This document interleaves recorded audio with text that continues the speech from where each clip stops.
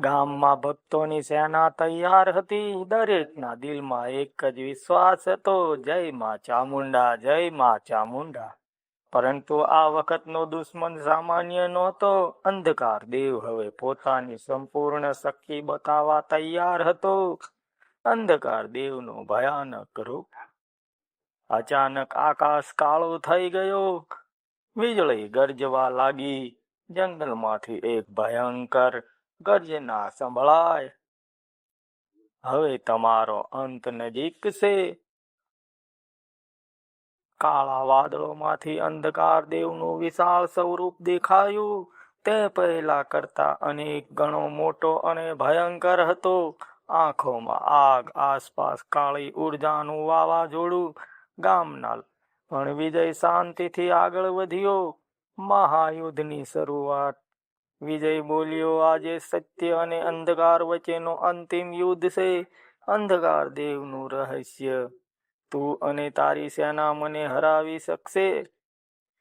વિજયે જોરથી કહ્યું, માતા અમારી સાથે છે. ભક્તની શક્તિ અને કહ્યું, બધા લોકો આંખો બંધ કરીને માતાનું નામ લો.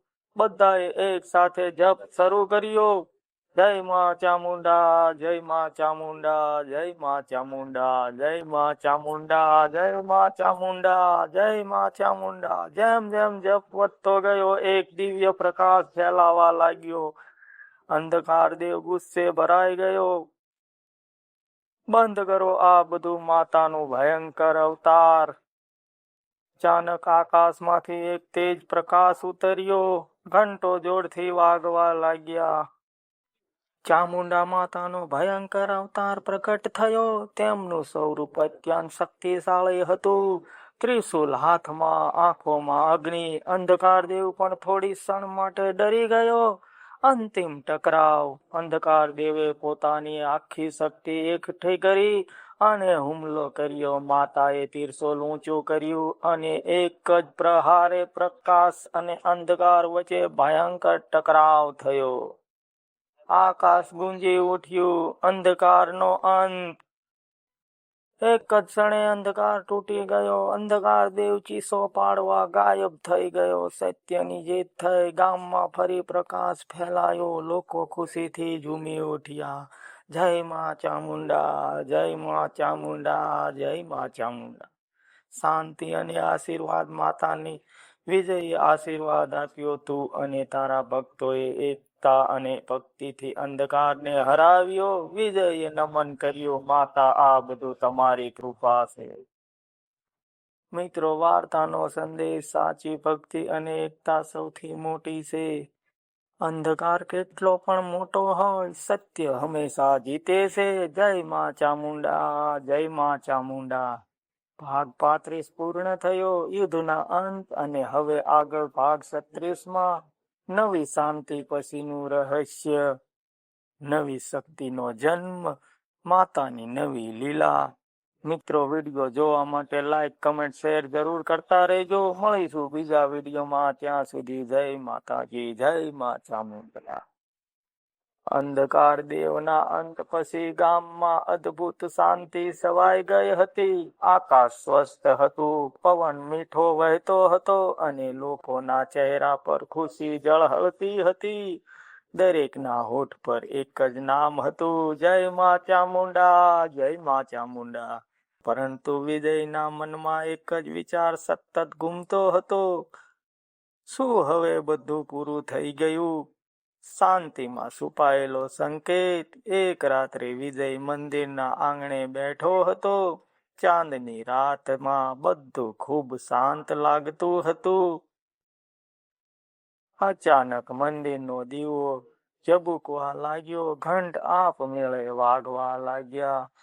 વિજય તરત જ સમજી ગયો, આ કોઈ સામાન્ય સંકેત નથી, માતાનો સંદેશ.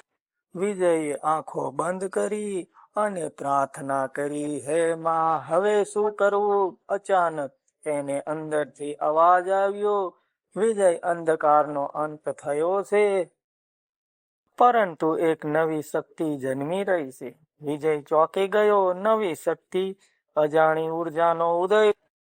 એ જ સમયે ગામથી દૂર એક નદી કિનારે અજાણી ઘટના બની રહી હતી. નદીનું પાણી અચાનક ચમકવા લાગ્યું. આકાશમાં અજાણી લાઈટ દેખાય.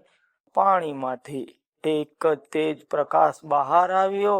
એ કોઈ દુષ્ટ શક્તિ નહોતી, એ એક દિવ્ય શક્તિ હતી.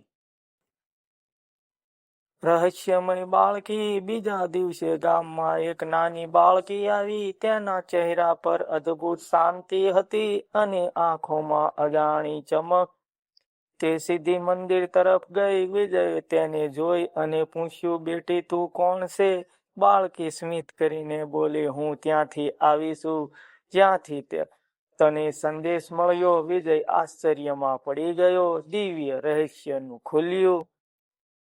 બાળકી મંદિરમાં જઈને માતાના ચરણોમાં બેઠી ગઈ. અચાનક આખું મંદિર પ્રકાશથી ભરાઈ ગયું. વિજયને સમજાયું, આ કોઈ સામાન્ય બાળકી નથી. બાળકી બોલી, વિજય તું અંધકાર સામે લડ્યો, હવે તારે પ્રકાશને ફેલાવવો છે. નવી શરૂઆત. વિજયે પૂછ્યું, મારે શું કરવું? બાળકી બોલી, લોકોને ભક્તિનો સાચો માર્ગ બતાવ, દુઃખ દૂર કર અને જ્યાં અંધકાર હોય ત્યાં પ્રકાશ ફેલાવ.